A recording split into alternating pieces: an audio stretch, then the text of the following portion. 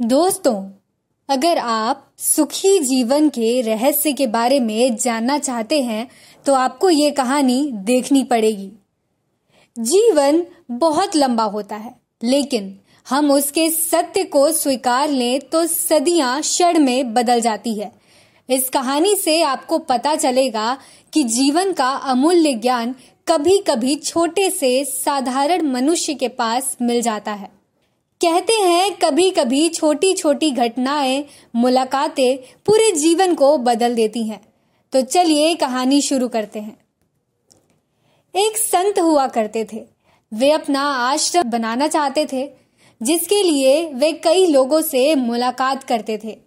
एक जगह से दूसरी जगह यात्रा के लिए जाते ही रहते थे।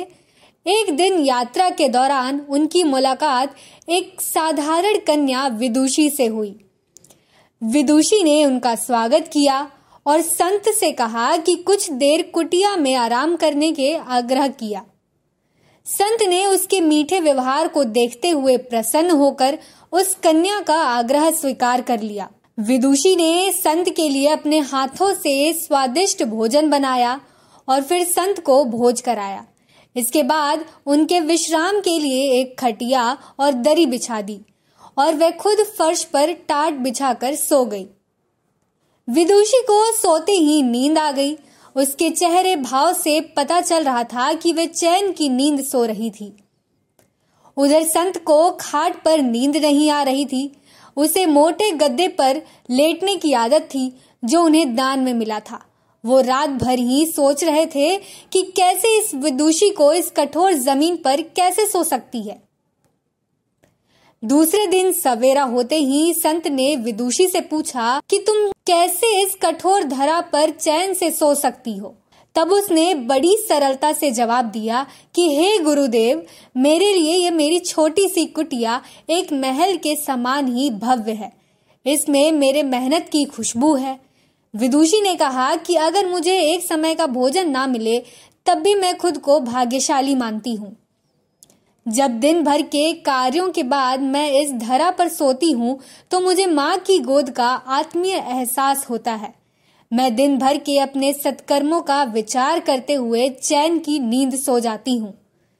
मुझे एहसास भी नहीं होता कि मैं इस कठोर धरा पर हूँ। ये सब सुनकर संत अचंभित हो गए, वहां से जाने के लिए चले गए। तब विदुषी ने कहा कि हे गुरुवर, क्या मैं भी आपके साथ आश्रम के लिए धन एकत्रित करने के लिए चल सकूं? तब संत ने विनम्रता से उत्तर दिया कि बालिका, तुमने जो मुझे आज ज्ञान दिया है उससे मुझे आज पता चला कि चित्त का सुख कहाँ है। अब मुझे किसी भी आश्रम की इच्छा नहीं रही। यह कहकर संत वहां से लौट गए अपने गांव और एकत्रित किए हुए धन को गरीब में बांट दिया। स्वयं एक कुटिया बनाकर रहने लगे। इस कहानी से हमें ये शिक्षा मिलती है कि आत्म शांति एवं संतोष ही सुखी जीवन का रहस्य है। जब तक इंसान को संतोष नहीं मिलता तब तक वह जीवन की मोह माया में फंसा ही रहता है, और जो मोह माया में फंसता है उसे कभी चैन नहीं मिलता। दोस्तों, आपकी इस कहानी पर क्या राय है? आपकी निजी राय हमें कमेंट बॉक्स में जरूर बताएं और हमारे चैनल को लाइक, सब्सक्राइब और शेयर करना ना भूलें। धन्यवाद।